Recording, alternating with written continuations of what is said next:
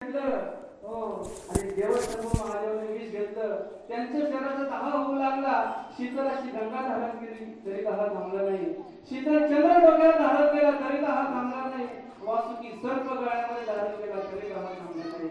शेवटी आमच्या भगवान महादेवानं या भगवंताचं नाम घेतलं. शिवहर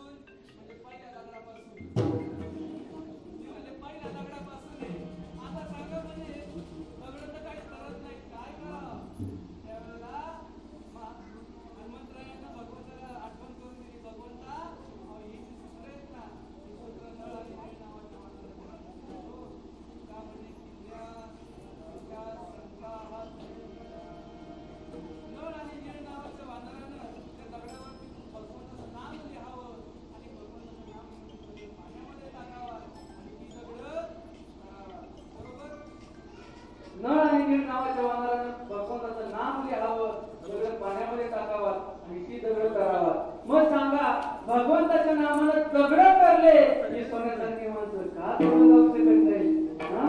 माऊली ज्ञानोबारांनी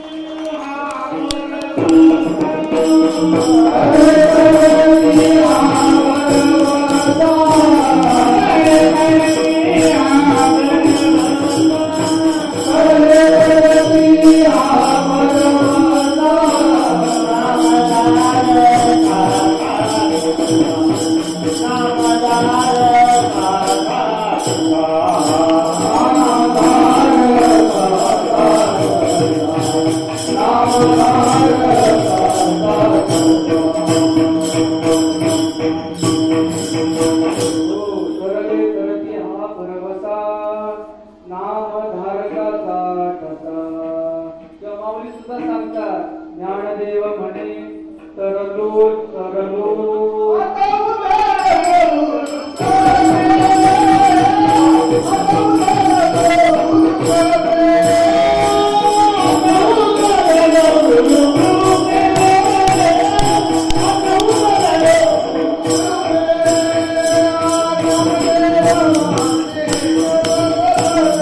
Oh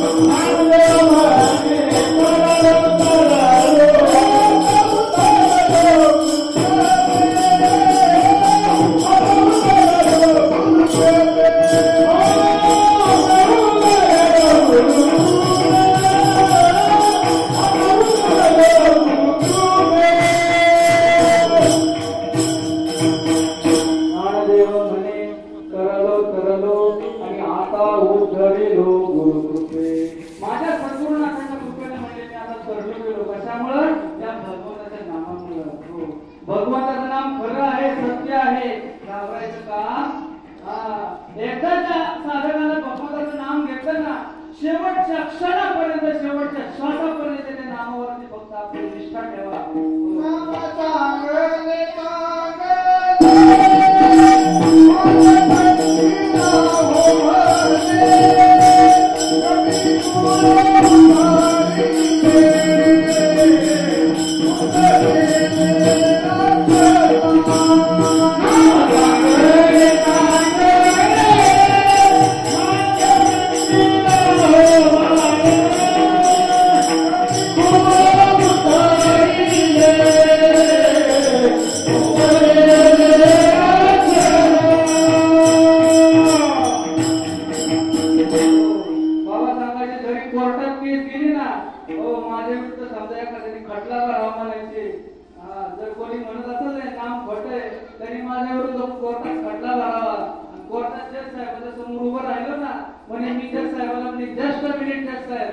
तुमची हजेरी कोणामुळे? तुमची हजेरी त्या देवामुळे, त्या श्वासामुळे. तुम्हाला त्या देवाचा अस्तित्व मान्य करावं लागेल, त्या नामाचा अस्तित्व मान्य करावं लागेल. वैष्णवांचा माल खरा, आपला माल खरा आहे, खरं नाम आहे, द्यायचं काम नाही. हो बाबा सांगायचे म्हणले, मी एकदा नाशिक जिल्ह्यामध्ये मालेगावला खरेदी विक्री संघामध्ये कामाला होतो. कामाला असताना त्या ठिकाणी एक कलेक्टर आला आणि त्या कलेक्टरने काय केलं, त्याचा एक चेला पाठवला. बाबाने मी नाईट ड्युटीला होतो. त्या कलेक्टरने त्याचा चेला पाठवला आणि चेल्याजवळ एक चिठ्ठी देऊन दिली, 1 किलो गॅमेझिन पावडर याच्याजवळ पाठवून. बाबाने चिठ्ठी वाचली आणि सांगितलं की त्या ठिकाणी त्या हिशोबवहीमध्ये तू चलन करा, हिशोबवहीमध्ये नोंद करा आणि कुशल घेऊन जा. त्याला सांगितलं, तुला माहितीये का मी कुणाचा माणूस आहे? तू कुणी का असशील म्हणे, रीत अशी आहे, तुला पैसे भरून चलन घ्यावा लागेल, नोंद करावं लागेल, मग तुला नाम दिला जाईल. त्याला राग आला, तो घरी गेला. घरी पुन्हा कलेक्टर साहेबाला आला. कलेक्टर साहेब आल्यानंतर त्याने विचारलं, तुम्हाला कोण समजतो? बाबा म्हणे दसकट. काय म्हणले? दसकट. त्याला राग आला, म्हणजे मी तुझी तक्रार करीन, म्हणजे कुशल करा. मला तुम्ही नाही मामलेदार म्हणून नेमले, तुमचं काय कुशल करा म्हणे. ती तक्रार केली. दुसऱ्या सकाळी बाबांना बोलून घेतलं. पहिला काय ह्याची तक्रार अशी आहे, गरीब पोटी म्हणजे हो घरी येत आहे, पण म्हणे मला त्यांची पद प्रतिष्ठा मान्य आहे, मला माहिती आहे, मी काही असं चुकूनही कुणाला बोलणार नाही. चुकूनही असं अपशब्द म्हणजे मी कुणाबद्दल काढणार नाही. पण यांनी असं का, मी असं का बोललो, थोडं विचारा बरं. म्हणजे काय झालं, म्हणजे यांनी त्याचा चेला पाठवला आणि चेला पाठवल्यानंतर त्या ठिकाणी एक चिठ्ठीत असं लिहिलं की 1 किलो गॅमेझिन पावडर त्याच्याजवळ पाठवून द्या. म्हणजे त्यांनी आज 1 किलो पावडर मागितली, मी जर आज दिली, उद्या एक पोतं मागतील, परवा एक गाडी मागतील, मी द्यायची का? मला इथं मला रक्षण करायला ठेवलं का? मला फुकट वाटायला ठेवलं? मला रक्षण करायला ठेवलं. मग मी असं जर फुकट वाटत राहिलं तर मी लायकीचा का बिना लायकीचा ठरल? तेवढा ते साहेब मला, साहेब गुड मॉर्निंग. मोठ्या साहेबांनी एकच शब्द त्याला सांगितलं, गेट आउट. बाबा म्हणे आपण कामच झालं. मोठा साहेब म्हणे यूज दिस, गेट आउट. गेट आउट म्हणजे बाबा आपलं कामच झालं. हो बाबा म्हणे की तू पुढे मी त्याचा राजीनामा दिला आणि बोटीला आलो, म्हणून तुमच्यापर्यंत येता आलं. मला बंडबाबाकडे भेटले आणि म्हणून तुमच्यापर्यंत येता आलं. म्हणे धर्माचे पालन, धर्माचे पालन, ओ धर्माचे पालन, धर्माचे पालन.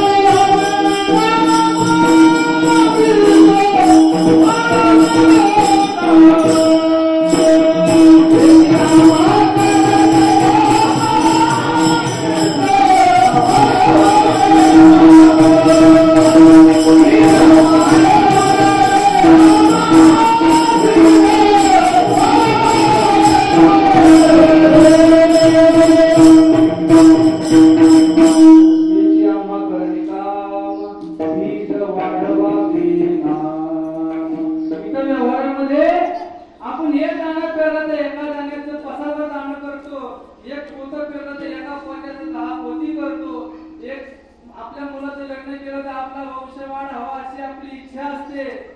व्यवहारामध्ये जर सगळ्या गोष्टी वाढत चालल्या, परमार्थामध्ये नामाचं महत्व नाम वाढू नये का? नामाची किंमत, नामाचं महत्व सुद्धा परमार्थामध्ये वाढलं गेलं पाहिजे. आणि आता जिथं बसतो यांच्यावरती जबाबदारी. हो, बाबांनी जे रोपटं त्या ठिकाणी पायी पायी चालत जाऊन साधकांच्या दारापर्यंत जाऊन त्या ठिकाणी बाबांनी जे रोपटं लावलं ना, माझा श्रीपाद मुरारी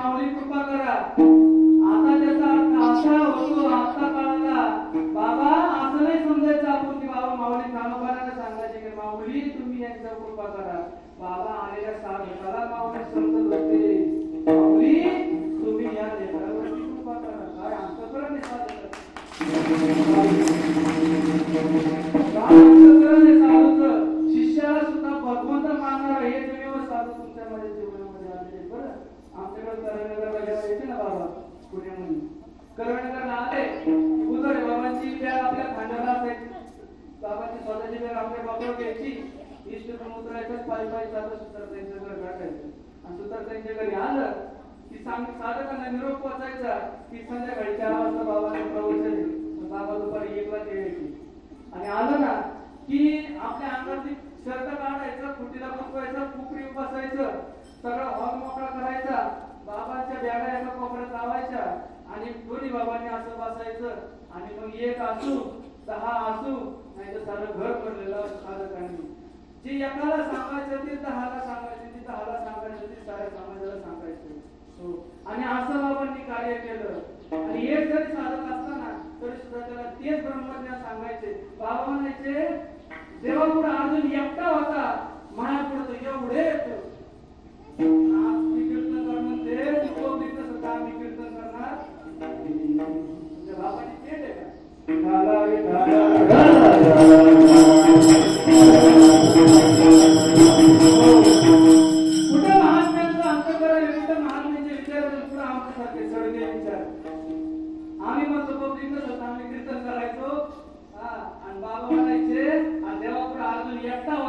माझ्यापुढे एवढे जण मग जो जेव्हा निरोप सांगितलं अर्जुनाला एकट्याला तू एवढं ना सांगायला काय निवडते असं महात्म्यांनी कार्य केलं. वाया हाती मापर चाले सज्जनाने, वाया हाती मापर चाले सज्जनाने, वाया हाती मापर चाले सज्जनाने, वाया हाती मापर चाले सज्जनाने. कीर्तिमुख जाते नारायण, कीर्तिमुख जाते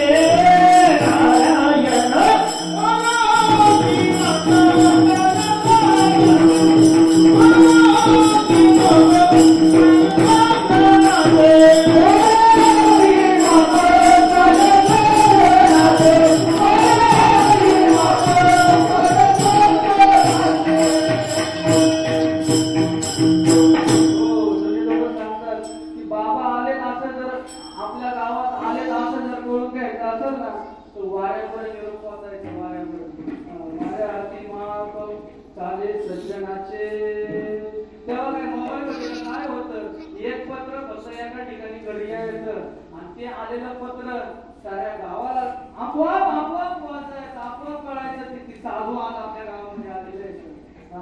असं बाबांनी कार्य केलं.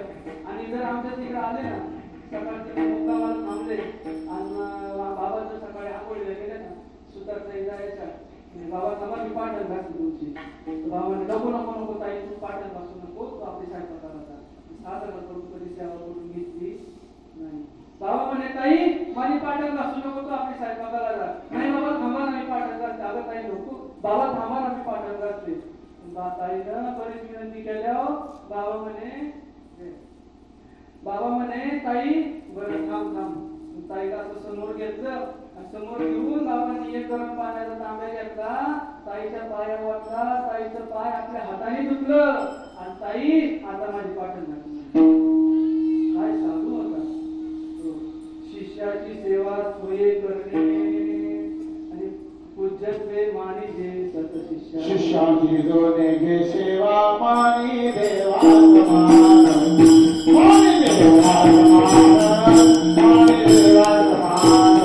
शिष्याची सेवा मानी देवा समान, मानी देवा समान, मानी देवा समान. शिष्याची जोने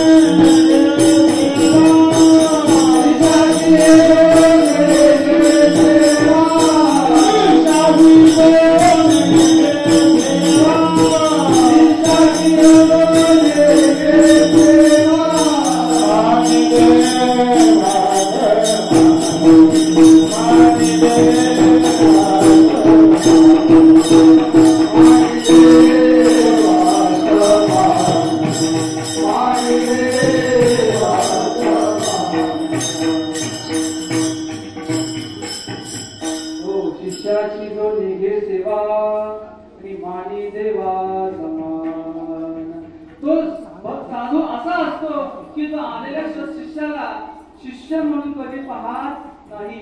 त्यांच्याकडे तो भगवंताच्या दृष्टीने पाहत असतो. जसं माऊली ज्ञानोबा सांगतात ते वर्तत दिसती देही परी देही न माझे ठाई आणि मी ही तयाचे हृदय समग्राचे. अर्जुना अरे ते माझ्यासारखं तुमच्या माझ्यासारखं वर्तन करताना दिसतील, तुमच्या माझ्यासारखेच कपडे घालतील, तुमच्या माझ्यासारखंच बोलतील, परंतु अर्जुना खरा साधू ओळखायची रीत समजून घे बरं. हो ते वर्तत दिसती देही परी देही न माझे ठाई आणि मी ही तयाचे हृदय समग्राचे. ते माझ्या ठिकाणी मी त्यांच्या ठिकाणी आम्ही एकमेकाच्या ठिकाणी रथ झालेलो असतो. म्हणून महात्मे कित्येक मैल पायी चालत गेले असतील, परंतु कधी थकवा कोणी त्यांच्या चेहऱ्यावरती पाहिला नाही.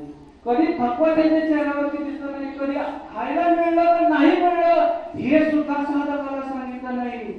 काय साधू होता. आपल्याला खायला मिळलं का नाही मिळलं हे सुद्धा सांगितलं नाही. पूर्वी बाबाच्या काळाचे जे लोक आहेत ना याला बाबांचं कोरड पाहिजे लंबोड्या लोकांना विचारा.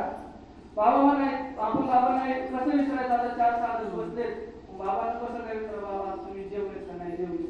बाबांना विचारायचं बाबा आज बसायची घ्यायचं काय आज काय आज म्हणे जर इंद्र सभा म्हणले ना बाबा तर आपण समजून चालायचं बाबांना पाणी पिऊन दिवस काढलं पाणी पिऊन दिवस काढला महात्म्यानं.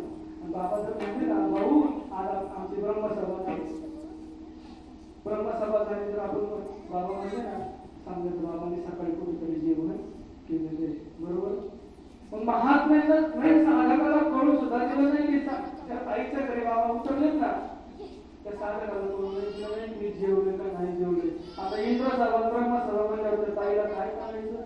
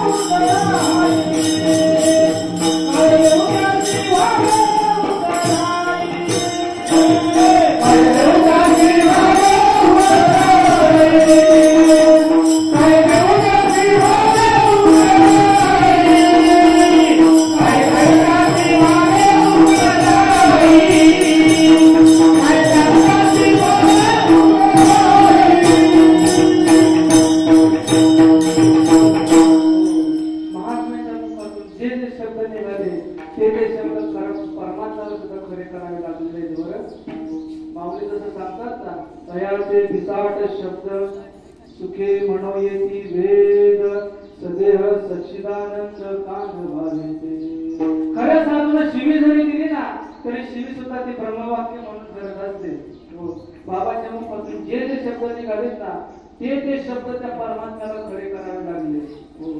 मोठे बाबांचा अर्थात असायचा की बाबा म्हणे आषाढी एकादशीच्या दिवशी पंढरपुरामध्ये पांडुरंगाच्या महाद्वारामध्ये पांडुरंगाची महापूजा होते.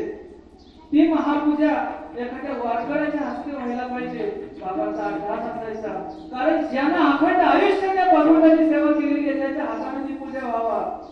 कोणीतरी मंत्री आला आजच्या दिवशी तिथं उतरतो नको ते अन्न खातो आमची पूजा करून आमच्या बाबाला पाठवतो.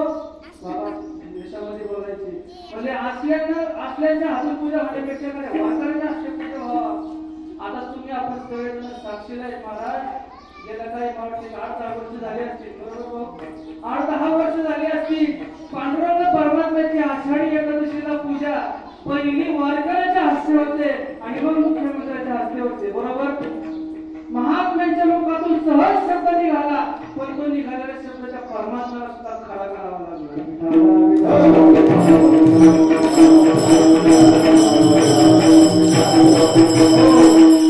पुनर्भवाचा अट्टास असायचा म्हणजे इथे पुरुष वर्गाचा सगळ्या गोष्टीचा अधिकार आहे. सगळ्या गोष्टीमध्ये त्या पुरुष वर्गाला प्राधान्य दिलं जातं. आमच्या महिला वर्गाला मध्ये तिथं प्राधान्य दिलं जात नव्हतं. म्हणजे जेवढा यांचा अधिकार आहे ना पुरुष वर्गाचा तेवढाही म्हणे या महिला वर्गात सुद्धा अधिकार आहे. जेवढा यांचा आहे तेवढा यांचा आहे. समान अधिकार प्रत्येकाला दिला गेला पाहिजे. आणि आता शासनाला मान्य करावं लागलं 50% यांना द्यावं लागलं बरोबर. बाबांनी सांगावं परमात्म्यामध्ये पुरुष वर्गाचा समान अधिकार आहे तसं यांचाही अधिकार आहे. परमात्म्यामध्ये महात्म्यांना या महिला वर्गाला तेवढाच अधिकार प्राप्त करून दिला जेवढा यांचा आहे. आणि या वर्गामध्ये सुद्धा शासनाला मान्य करून द्यावं लागलं. यांना 50% यांना 50% आरक्षण द्यावं लागलं बरोबर. काही एका ठिकाणी असं ऐकलं माझं जास्त म्हटलं बाबांचं शेवटचं प्रवचन झालं आणि प्रवचनामध्ये बाबांनी सांगितलं पाहुणे आम्ही आज आहोत उद्या नाही. काल गती आहे शरीराचा काही भरोसा नाही. जे तुम्हाला दिलेलं तत्व आहे हे तत्व शेवटच्या क्षणापर्यंत शेवटच्या श्वासापर्यंत जपत राहा. याच्यावरती अखंड अशी निष्ठा ठेवा. महात्म्यांना त्या ठिकाणी शेवटचं मार्गदर्शन साधकांना केलं आणि साधकांना मार्गदर्शन केल्याच्या नंतर त्या ठिकाणी एक ताई बाबांना म्हणजे बाबा तुम्ही असं का बोलले, आम्ही आज जाऊन उद्या नाही, आम्हाला तुम्ही अजून पाहिजे बाबा. बाबा तुम्ही असं बोलू नका. तेव्हा ताईला सांगितलं ताई अगं तू काळजी करू नको म्हणली, मी 20 वर्ष अजून तुझ्यासाठी आहे, तू काळजी करू नको. आणि 10 जानेवारी 1998 रोजी महात्म्यांना आपला अवतार कार्य संपवलं. परंतु 10 जानेवारी 1998 ला बाबांनी आपलं अवतार कार्य संपवलं. परंतु तिथून पुढे आज तुम्ही आपण सर्वजण साक्षीदार आहोत की महात्म्यांच्या मुखातून शब्द निघाला ताई तू काळजी करू नको, मी 20 वर्ष तुझ्यासाठी आहे. महात्म्यांचं 20वे पुण्यस्मरण परवा साजरा होणार. आणि आज 3 दिवस अगोदर फक्त आईसाहेबांनी त्या ठिकाणी आपला देह या पंचतत्वामध्ये विलीन केला. म्हणजे जरी महात्मे निघून गेले होते ना तरी सुद्धा आईसाहेब त्या बाबांच्या नजरेनं बाबांच्या कृपेनं त्या ठिकाणी या लेकरांना ज्ञानामृत ती जी ज्ञानदृष्टी आहे ना तो प्रेम पाहणं आहे ना तो प्रेम पाहणं आईसाहेब पाहत होत्या. बरं मला त्या आईसाहेबांची एक आठवण तुम्हाला सांगायची वाटते. कार्तिक 16 होता, आनंदाच्या माळ्यामध्ये कीर्तन झालं आणि कीर्तन झाल्यानंतर असंच खांबाला आईसाहेबांनी रंजिताई दोघं जण बसले होते. बसल्याच्या नंतर कीर्तन झालं, जवळ करून घेत आईने आणि जवळ करून घेऊन असं तोंड मुखा घेतला. आईने मुखा घेतला आणि आई म्हणते भाऊ जसं बाबांनी सांगितलं तसंच कार्य करायचं, तसंच समाजाला सांगत राहा, तुझ्या मताचं काही सांगू नको, बाबांचं जसं आहे ना तसं सांगत राहा. आणि म्हणे भाऊ बाबांनी शेवटपर्यंत पांढरा घाटा बांधला. बरं तू सुद्धा काय कर, फक्त आईला एक वचन देऊन तुझ्या तू सुद्धा शेवटच्या क्षणापर्यंत म्हणजे फक्त पांढरा घाटा बांधायचा. मग आईला एक वचन दिलं म्हणून फक्त आता शेवटपर्यंत बाबांच्या कृपेसाठी फक्त शेवटपर्यंत पांढरा घाटा बांधायचा. विठाला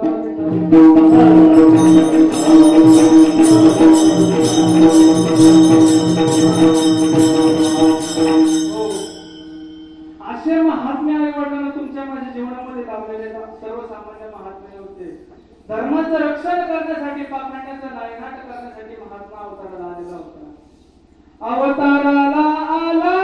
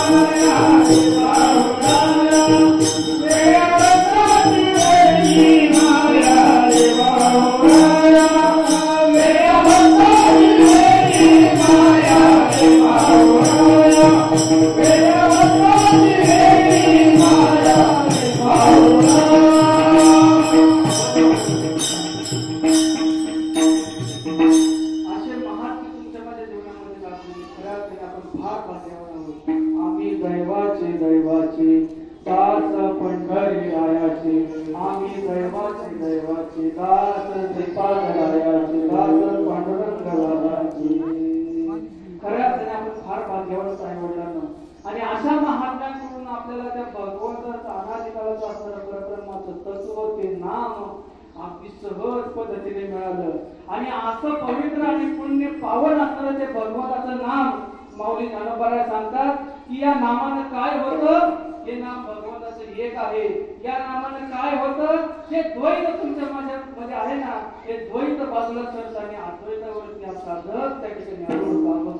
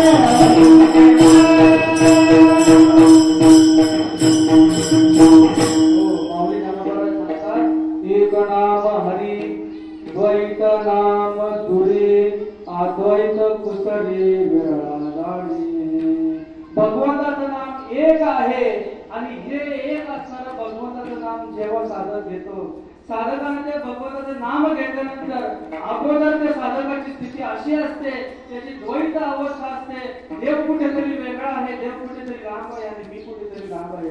परंतु जेव्हा साधक त्या नामावरती आरूढ होतो, नामावरती आरूढ झाल्यानंतर त्याची अद्वैत अवस्था होते, म्हणजे देव आणि मी आम्ही दोघंही एक आहोत याला अद्वैत म्हणतात. हो, बाबा एक सुंदर दृष्टांत सांगायचे, म्हणे एक कवड्याच्या माळा घातलेला आणि एक कमळाला म्हणे आपल्या दारात येत असतो. पूर्वी यायचे कवड्याच्या माळा घातलेला आपल्या दारामध्ये येतो आणि समळाला गल्लीच्या एका टोकाला उभा राहिलेला असतो. कवड्याच्या माळा घातलेला दारात येऊन म्हणतो, ताई तुझ्या सासऱ्याच्या नावाच्या मालकाच्या नावाचा काही 5,000 रुपये दे. ताई काय करते, 10 रुपये त्याला धान्य देते. मग 5,000 रुपये दिल्यानंतर ना तो जो कवड्याच्या माळा घातलेला आहे ना, तो अशा काहीतरी खाना करतो आणि खाना करून त्या गल्लीच्या एका टोकाला उभा असणाऱ्या त्या संबळवाल्याला सांगतो. आता संबळवाला तिकडे संबळ वाजत म्हणतो, तुकाराम नानाच्या नावानं सोन्याला 10 रुपये दिले, पंढरपूरच्या विठोबाला आला, तुळजापूरच्या देवीला आला, जेजुरीच्या खंडोबाला आला. उधार तिकडे मग तिकडे उधार कुणाला ज्यांना दान केलं ना त्यांच्याकडे दानाला चालली आणि याचा खिसा गरम झाला. बाबा सांगायचे, पाहुणे यांच्या जर खाना कुणाला कळून घ्यायच्या असतील यांच्यापाशी नाम नको असायला, यांच्या जर खाना कुणा समजून घ्यायचं असतं तर यांना शरण नको जायला. यांना जर तुम्ही शरण गेले हे तुम्हाला त्या भगवान त्या खाना पुन्हा आहेत ना त्या खाना पुन्हा समजून सांगतील. मग तसं जीव जर संतांना शरण गेला तर संत त्यांच्यापाशी असणारं जे अनाधिकाराचं तत्व आहे ते सांगणार नाही.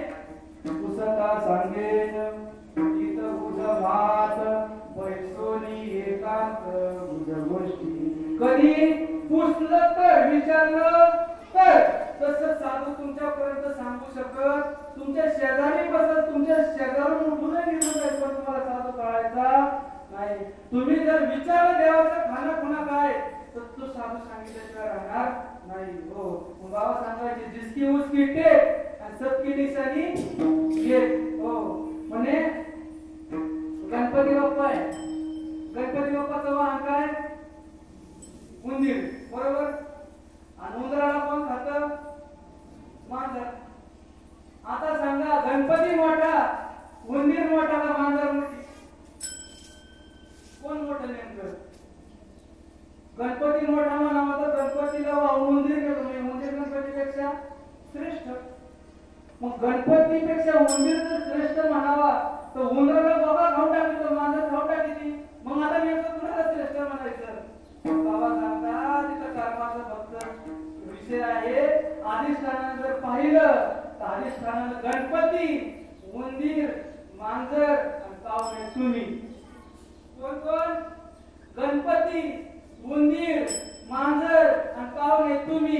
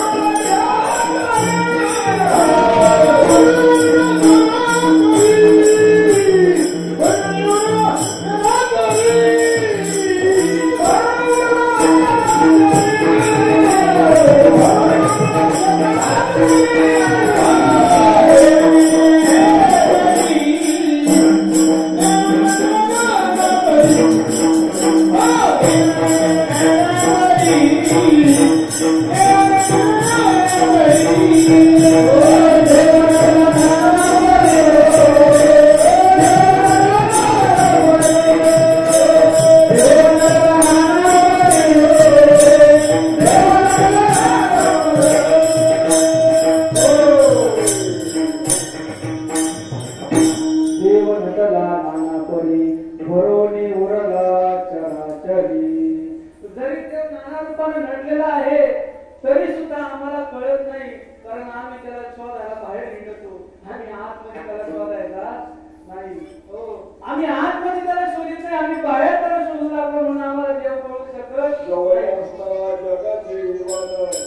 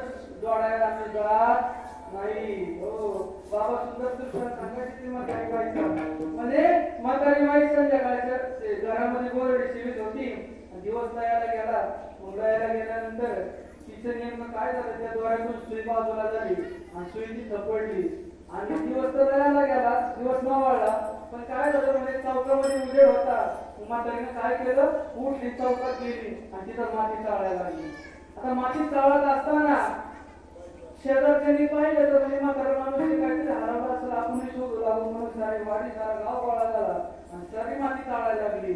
तर याकडे हुशारबाई होती, त्या हुशारबाईनं म्हणे तिला विचारलं आजी काय शोधिता? अगं म्हणे मी गोदडी शिवीत होते आणि माझी सुई हरवली म्हणून सुई शोधायला. म्हणजे पुढं म्हणजे घरात हरवली. आता इथं काय करी ती? म्हणजे इथं उजेड म्हणून शोधायला आली. त्या बापाला तरी सापडलं का?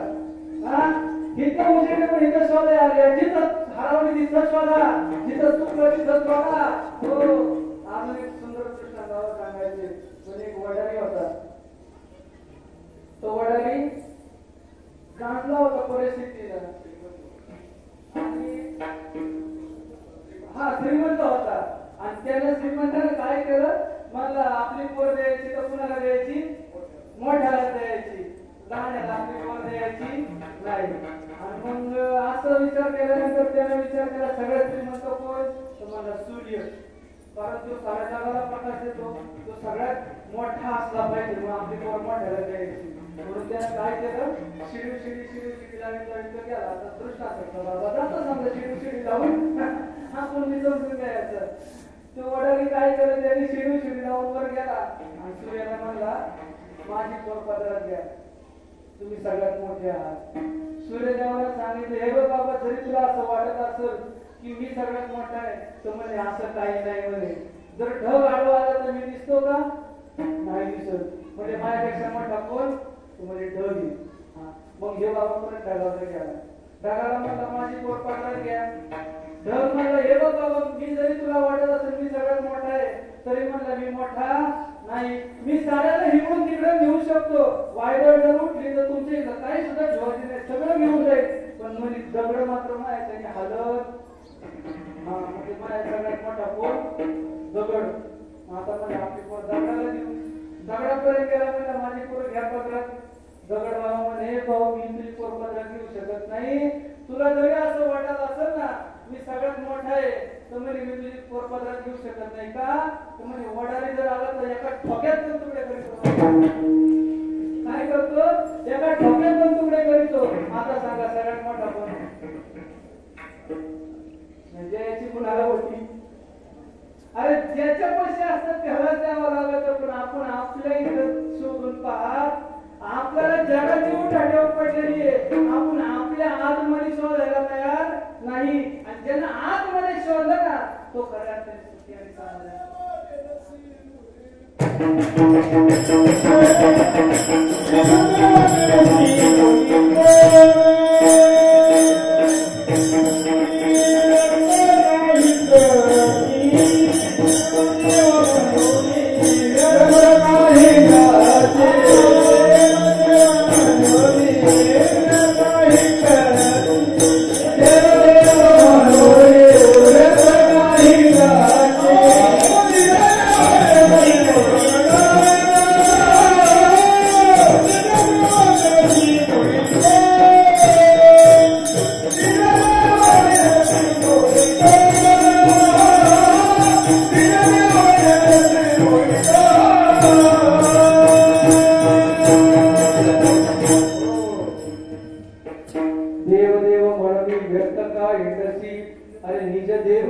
त्याची मुळी कोण.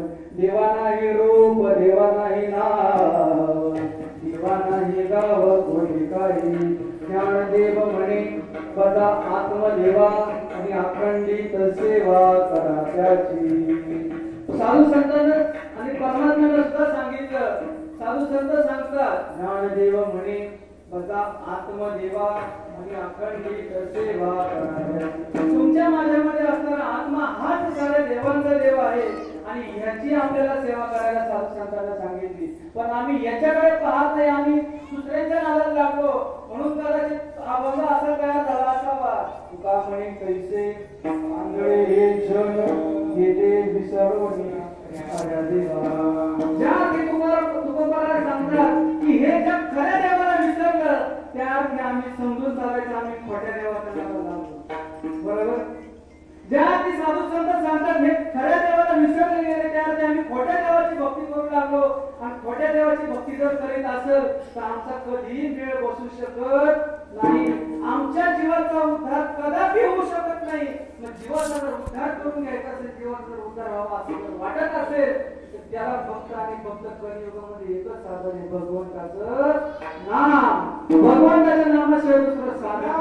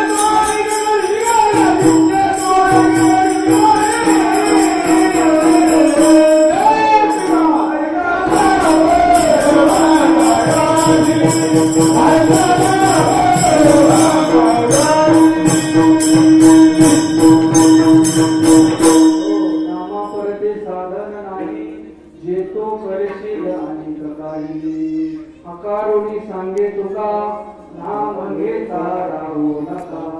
सगळ्यांना सांगितलं, आम्ही ऐकलं, पण कधी ऐकलं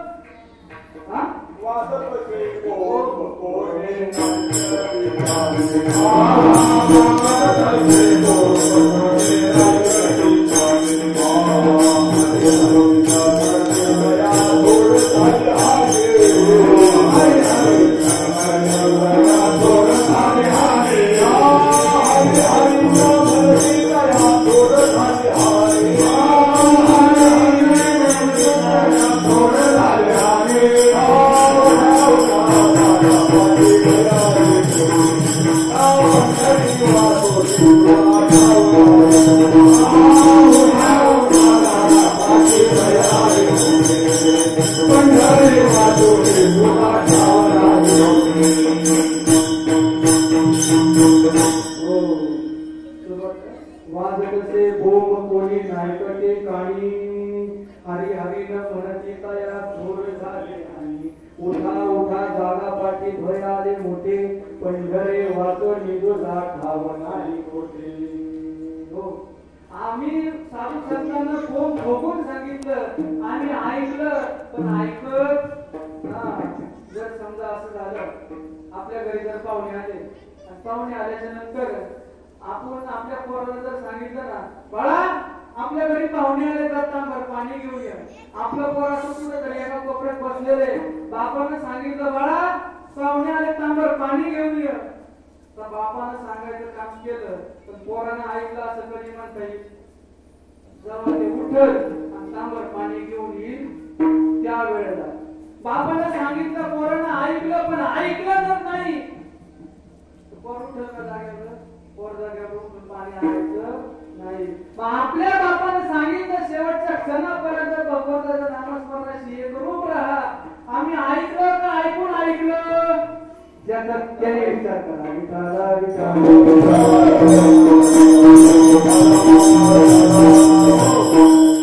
बापानं सांगितलं मुलांना जर ऐकलं तर पोरग लायकीचं ठरतं. बापाचं जर पोराने ऐकलं नाही तर पोराचं खरं नालायक खरं बिगर लायकीचं खरं. मग आम्ही आमच्या बापानं सांगितलं ऐकलंय का नाही ऐकलंय, आम्ही लायकीचे का बिगर लायकीचे त्याचं त्याने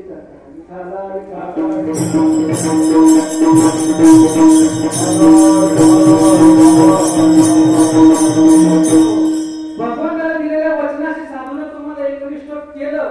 आईच्या पोटात विसरलेलं भजन जागरपणी आणून तुम्हाला त्या भजनाशी जोडून दिलं. आता जोडून दिलेल्या भजनाशी तुम्ही किती एकनिष्ठ आहात हे ज्याचं त्यांनी ठरवा. आणि जर एकनिष्ठ असाल तुमच्या जीवनाचं सोनं तुमच्या जीवनामध्ये सुख समाधान प्राप्त झाल्याशिवाय राहणार नाही.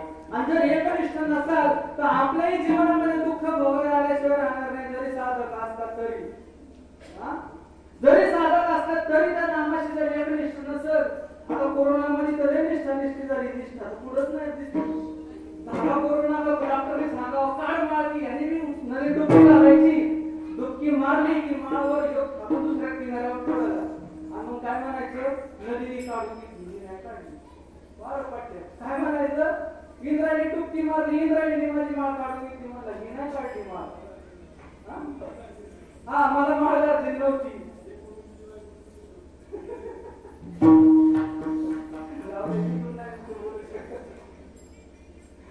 मग असं जर निष्ठा निष्ठी असेल तर आपल्या जीवाचा उद्धार होईल. जीवाचा उद्धार होऊ शकत नाही माझ्या बाबा. जीवाचा जर उद्धार व्हावा असं वाटत असेल तर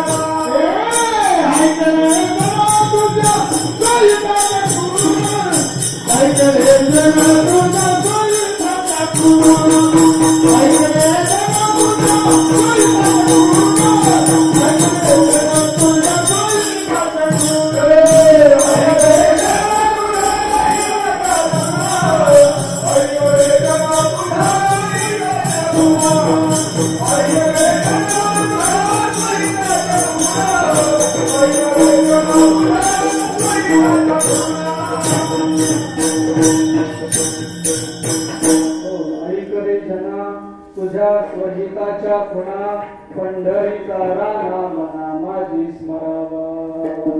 आपल्याला साधू संतांना हिताच्या गोष्टी सांगितल्या, साधूकडून आपण हित साध्य करून घेतलं. परंतु आज अशी परिस्थिती पाहायला मिळते की आम्हाला आमच्या गुरुकडे जायला वेळ, आम्ही आमच्या बुद्धीमध्ये नको नको त्या गोष्टी करून घेतल्या.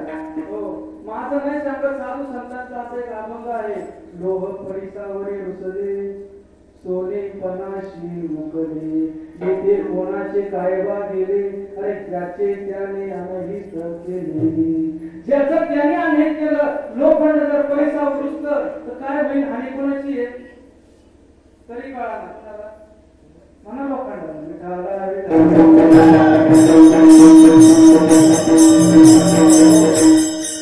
एकदा काय झालं, एक संन्यासी महात्मा होता.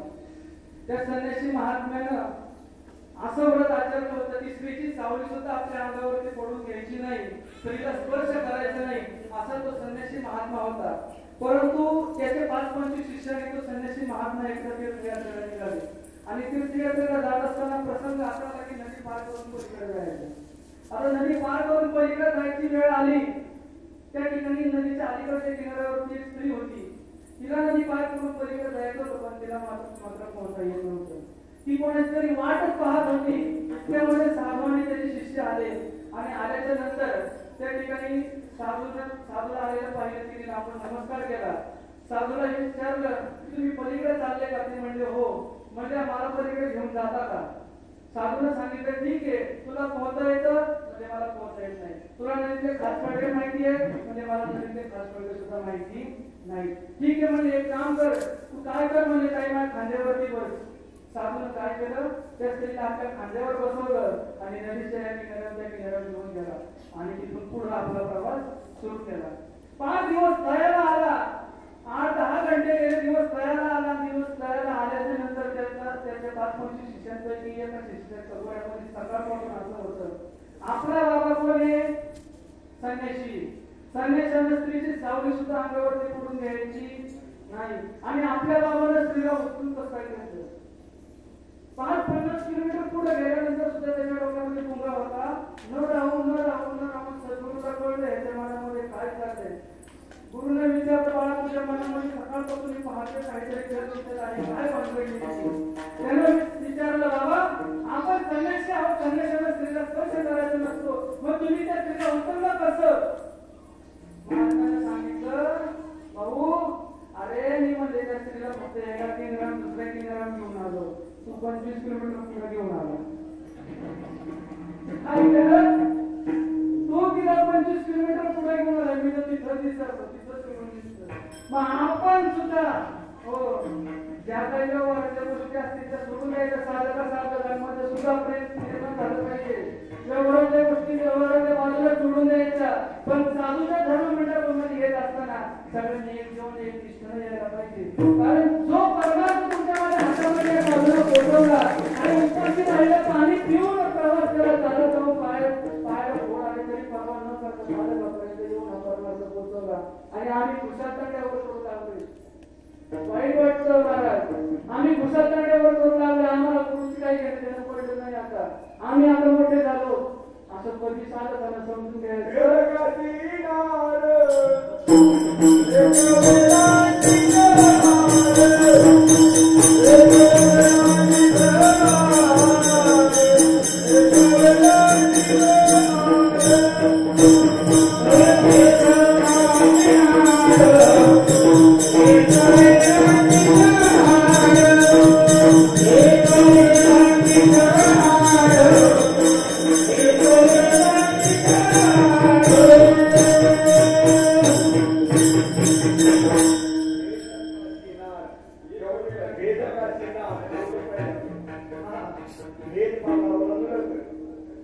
मोठेपणा थोडस ज्ञान आलं ना तरी ते साधं झालंय ना, ते साधं निभासूनही बाजूला नेतं आणि गुरुपासून तर काही मैल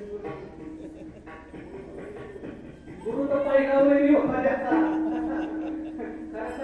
गुरु पहिला वैरी होता. थोडं जरी ज्ञान झालं ना तेवढं सुद्धा अहंकार एवढं सुद्धा गची बाधा आपल्यामध्ये येऊन द्यायची. अहंकाराची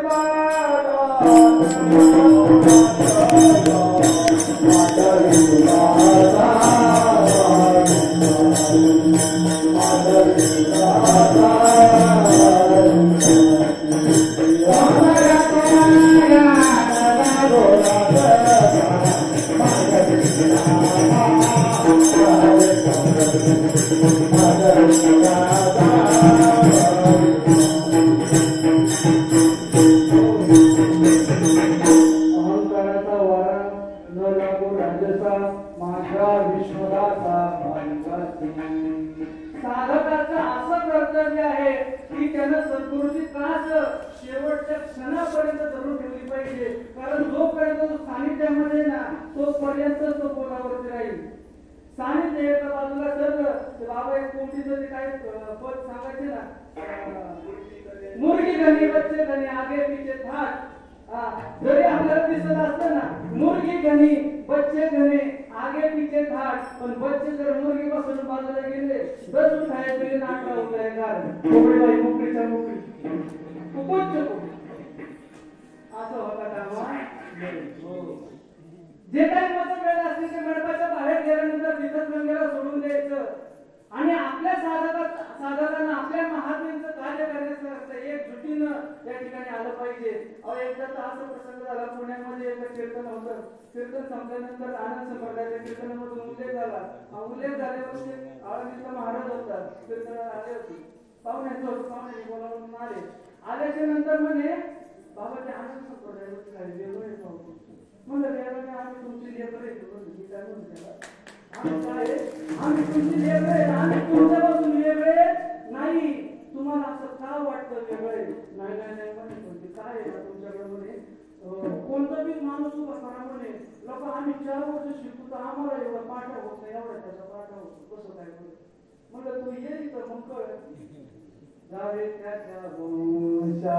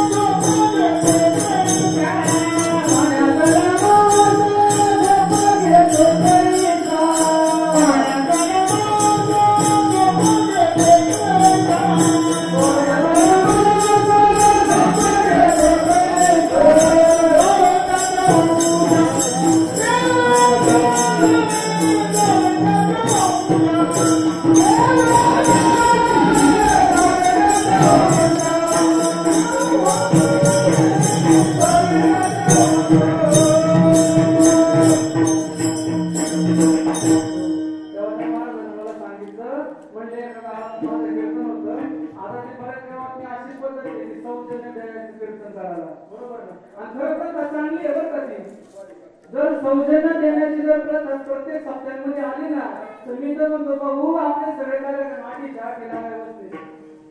कारण आपल्या माणसांना काही सौजन्याचं काही घेणं नसतं. आपल्याला काय फक्त आमच्या बापाचा निरोप तुझ्याकडे मग ती गुरु का यापर्यंत तुमच्या कानामध्ये आली का ना. मग 8 दिवस जर असं सौजन्य मिळालं. आमच्या गावात त्यांचं महाराजांचं कीर्तन होतं. तिथं जायच्या आज त्या दिवशी म्हणजे पत्रिका वाचली तर सगळे ते तुमच्या संप्रदायामध्ये कीर्तनगार होते. म्हणजे मराठी विषयाला काय सांगावं यांचे घेऊन मी काय केलं मला भीती वाटली जरा मी बदली कीर्तन पाठावं गाव तुम्हाला समाज घाबरूने लक्षात घ्या. मला काय सांगायचं बाहेरचा समाज आपल्याला आजही घाबरू नये पण आपली जर एकजूट दिसली नाही ना तर मग ती का व्हायला तुम्हाला 2 पहिल्यांदा बाबाने दुसरा सांगा बोलायला फक्त त्याच्या कानापाशी गेला बोलला तर काहीच नाही. पण ह्या बाईला म्हणा तो काय म्हणला अरे काहीच नाही म्हणला. तो म्हणायचा अरे नाही काय म्हणला नाही तो बऱ्याच मोठ्या कानापाशी होता. तो काहीतरी म्हणा अरे बाबा नाही काय म्हणला. हरी 2 पहिल्याची लढी 2 पहिल्याची लढी झाला. तो मात्र करायला लागली. गाव घातला त्याला पटकन केलं 10 दिवस पोटली कामाला ह्या गाव घातला ह्याला अशी आपली परिस्थिती झाल्याची. म्हणून ज्या वेळेला धर्मावरती आपल्या संकटी ज्या वेळेला आपल्याला गरज पडेल ज्या वेळेला कार्य करण्याची गरज पडेल ना त्या वेळेला सगळ्या साधकांनी एकत्र आलं पाहिजे आणि एकत्र येऊन आपल्या गुरुचं महात्म्य वाढवायचं. कारण ज्याच्यामुळे तुम्हाला आपल्याला आज अस्तित्व आहे ना त्या गुरुलाच आम्ही विसरायला लागलो. हो त्या सद्गुरूंचं सामर्थ्य त्या सद्गुरूंचं कार्य हे समाजापर्यंत कळायला पाहिजे समाजाला पोहोचलं पाहिजे आणि समाजामध्ये सुद्धा हे ब्रह्मज्ञान तुमच्या माझ्या मार्फत तिथपर्यंत पोहोचायचंय. हो एवढ्यासाठी बाबांनी वैष्णव मेळावे केले. इथं आल्यानंतर उजळणी करा आणि उजळणी करून आपापल्या गावामध्ये गेलं ना की तिथं जाऊन तुम्ही प्रचार करा आणि हे नाम इतरत्र पोहोचवा. हो निवलेचे रोप लाविले द्वारी त्याचा हो किती वेळ मला सांगा. हे 5 वाजेपर्यंत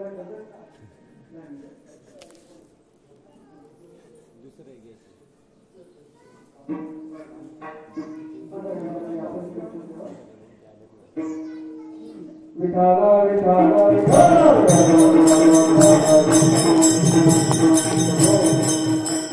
तुम्हाला खूप लागला असेल तर तसं सांगा एका मिनिटात जय विठ्ठल.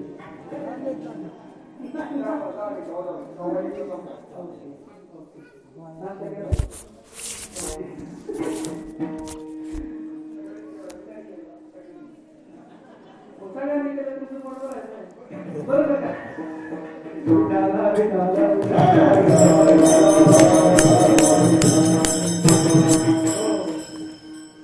माऊली ज्ञानोबाला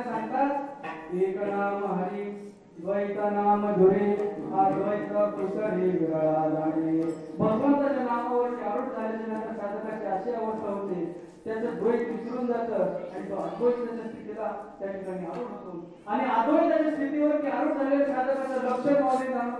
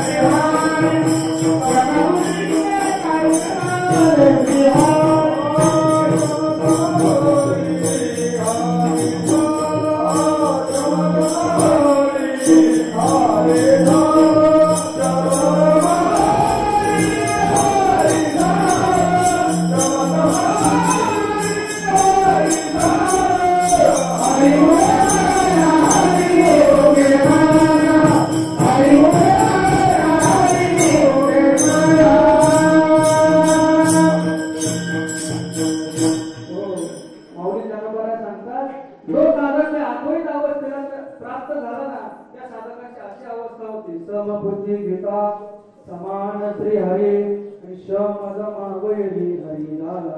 त्याची बुद्धी सगळ्यांच्या ठिकाणी सम होत असते आणि सम झालेली त्याची बुद्धी ही जी शमदमाची साधनं आहेत ना, त्या शमदमाची साधनं त्याला वैरी होतात, त्याच्या वरी नाही. खऱ्या अर्थाने शब्द असा पाहिजे शमदमा वैरी हरी झाला. त्या शब्दामध्ये साधनाला तो वैरी झाला, म्हणजे त्याचा तो विरुद्ध गेला. हो, माऊली सांगते यमो म्हणे काय यमावे, शमो म्हणे काय गमावे, कीर्ती म्हणे काय खावे, दोष कटाशी नाही. नाना साधनाच्या केल्या खटा परका, ज्ञान भवती या नया भगवंता. आयोरा आयोरा रोमा त्याचे किती होती रवी वाटा हो. आनंदाची सापडली धन्य आनंदाची सापडली सज्जन भेटले तेने फेडिलेला तुझा सृष्टी दाखविला यशोदेचा बाळ हो.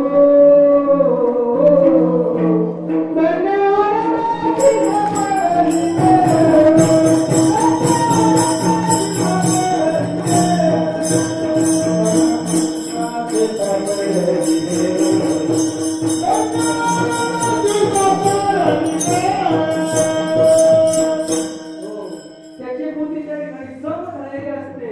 समबुद्धी म्हणजे काय, महात्म्यांना अगदी सोप्या भाषेमध्ये सांगावं. पाहुणे, याला आपण धोतर म्हणतो, याला शर्ट म्हणतो, याला उपरण म्हणतो, याला फेटा म्हणतो, आमच्या आईच्या अंगावरती याला आम्ही लुगडं म्हणतो, साडी म्हणतो. मग येतेच काही दिसायला वेगळं आहे, पण याच्या जर अधिष्ठानाकडे जर आम्ही पाहिलं तर पाहुणे, याचा अधिष्ठानामध्ये कापूस आहे. कापूस कापसाच्या पोटी काय होत्या कापडाच्या गाठी, रेडकियाचे विठी कापड झाला. आम्हाला दिसायला वेगळं दिसत असलं तरी अधिष्ठानानं जर आम्ही पाहिलं तर अधिष्ठान करायचं काय आहे, तंतू नव्हे ऐसे ब्रह्मे आहे, ऐशी खोली डोळा पाहि ऐक्य माझी.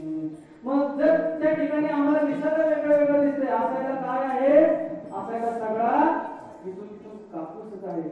मग मला सांगा, उद्या जर काला झाला, काला झाल्याच्या नंतर मी आपल्याला गाईचं लुगडं नेसलं, तुमच्या गलीने हिंडत तुम्ही काय म्हणता, कोण्या गावचा ही लढा आला होता काय म्हणतात, कोण्या गावचा.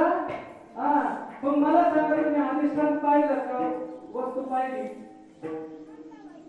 तुम्ही वस्तू पाहिली, अधिष्ठान जर पाहिलं असेल तुम्ही असं बोलले.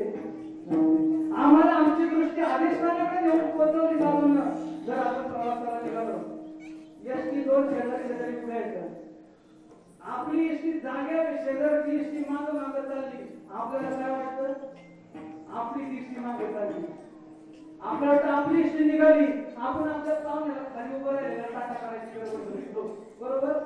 वास्तविक कुणाची एसटी निघाली, शेजारची. आम्हाला काय वाटतं आमची दृष्टी हल्ली. मग असं ज्यावेळेला भास होतो त्यावेळेला काय करायचं, महात्म्याने आम्ही सोप्या भाषेत सांगा, भाऊ स्थिर असणारा प्लॅटफॉर्म लक्ष दे. काय कर, तू स्थिर असणारा प्लॅटफॉर्म लक्ष दे. तुझा भ्रम एका क्षणामध्ये तू झाल्याशिवाय राहणार नाही.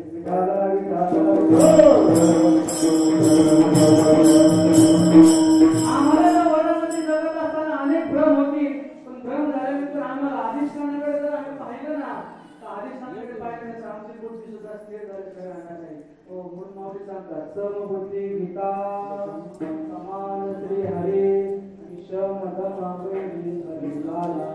इथला प्रसंग असं झाला, बाबांच्या कॅसेटमध्ये आता ऐकलं. म्हणजे आम्ही एका गावामध्ये प्रवासाला जातो आणि जात असताना असा प्रसंग आला की अजून जायचं ना, इकडे जायचं होतं. असं येड्या होता ना, पण बाबा काही गेले नाही. बाबा म्हणजे आपण आतमधून माझ्या रस्त्याने जाऊ. बुधारे बाबा पाठी मागून चालत होते. बुधारे बाबाची गाय बाबाच्या खांद्यावरती आणि त्यांची गाय डोक्यावरती. बुधारे बाबा पाठी मागून चालले होते आणि चालल्या असताना वास यायला लागला. वास आले. बाबा म्हणजे बाबा अहो तिकडे वास येतो, आपण तिकडून नको तिकडून जाऊ. मोठ्या बाबाने फक्त एकच शब्द बोलले की बाबा वास तुम्हाला व तुमच्या देहाला, तुम्ही देह का आत्मा. महात्म्यानं मागचा पुढचा विचार केला नाही, शब्द तोंडातून काढला नाही. बाबाच्या मागे पाया टाकून बाबाच्या नावाला पाऊल टाकून महात्म्याची सर्व बुद्धी होती. महात्मे कायम अधिष्ठानाकडे पाहत होते. आणि तुम्ही आपण गेलो असतो हरकरीतून, आम्ही कधी गेलो नसतो. हो, बाबा म्हणजे एकदा मी गोष्टीच्या स्टँडला उतरलो आणि स्टँडला उतरल्याच्या नंतर आमचा जे भाऊ पण त्या ठिकाणी म्हणजे कांद्याला सुनिकित होता. आता कांद्याला सुनिकित असताना मला गाडीतून उतरलेलं पाहिलं. म्हणजे भाऊसाहेब यातलं काहीतरी घ्या. भाऊ म्हणजे भाऊ मला काही नको, माझ्या घरी सगळं आहे म्हणलं. आम्हाला काहीतरी सांगा. तर बाबा म्हणे भाऊ तुम्ही हे जे कांदा लसूण बटाटे विकू राहिले, हे कांदा बटाटे लसूण जिवंत का मेलेले? ते म्हणले मेलेले. बाबा म्हणे चांगल्या आवडीचं काय बाबा अगदी सोबत सांगायचे, ज्ञान आणि अज्ञान हे दोघे आम्हाला करायचा. ज्ञान म्हणजे मुक्ताबाई, अज्ञान म्हणजे चांगले. बाबा म्हणे नक्की चांगल्या आवडीचा दिसतो. त्याला राग आला. म्हणजे मला असं काय बोलले? शेजारचा भाऊ म्हणे तुम्ही का बसा, ते पाहुणं म्हणते तेच खरं आहे. हे कांदे बटाटे लसूण हे सगळे जिवंत आहे. महात्म्याची बुद्धी अधिष्ठानाकडे होती, आमची बुद्धी वस्तूकडे आहे. आणि वस्तूकडे बुद्धी असल्यामुळे आपलं खायचं होत नाही. मग साधकाची बुद्धी जी आहे ना, ही व्यापक पाहिजे. त्याची विवेकावरती बुद्धी पाहिजे. आणि विवेकावरती ज्या दिवशी साधक असेल ना, तो साधक कधीच वाया जाऊ शकत नाही. हो, समबुद्धी गीता समान श्री हरी शमदमावैरी झाला. शमदमध्ये साधनाचा तो वैरी झाला भगवंत. आणि त्या ठिकाणी पुढच्या चरणामध्ये माऊली नारबारा दृष्टांत सांगतात की सर्वा घटी राम देहाची एक सूर्य प्रकाशक सहस्ररश्मी. जसं 1000 घट ठेवले, 1000 घटामध्ये प्रत्येक घटात पाणी होतं. प्रत्येक घटामध्ये जर आपण डोकून पाहिलं तर सूर्य प्रत्येक घटामध्ये दिसतो. मग प्रत्येक घटामध्ये दिसणारा सूर्य जर आम्ही 1000 घट फोडून टाकल्यानंतर सूर्य कुठे गेला का? सूर्य कुठे गेला नाही. तो आहे त्याच्या ठिकाणी, तो जसा आहे तसाच आहे, त्याच्यामध्ये बदल झाला नाही. मग तसं माऊली ज्ञानोबा सुद्धा सांगतात की त्याच पद्धतीचा जो आत्मा आहे, आत्मस्वरूप परमात्मा आहे ना, हा तुमच्या माझ्या घटामध्ये ओतप्रोत भरलेला आहे. फक्त याची ओळख करून घ्या.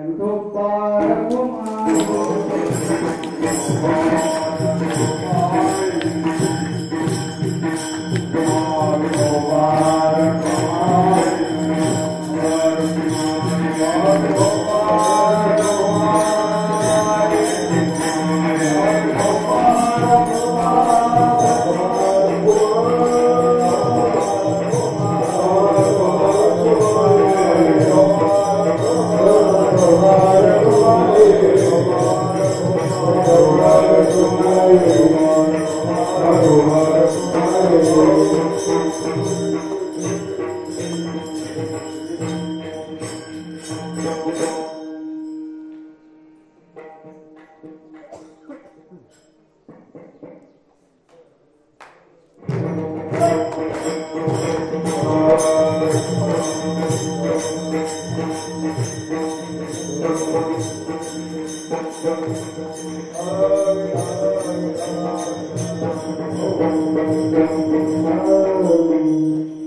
नाम हरी द्वैत नाम धुरी अद्वैत कुशली विनादाने समबुद्धी घेता समान श्री हरी शमदम वैरी हरी दादा सर्वांगती राम देहादी एक सूर्य प्रकाश सहस्रदर्शनी हरिमुखे मना